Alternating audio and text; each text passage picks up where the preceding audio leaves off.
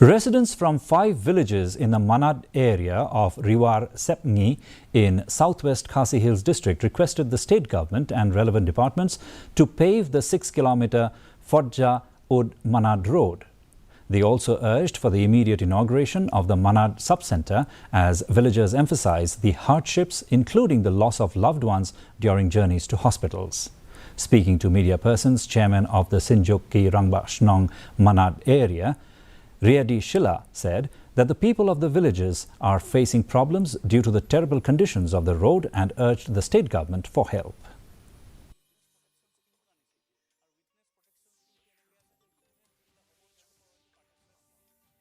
Gajing seni ujung kasurok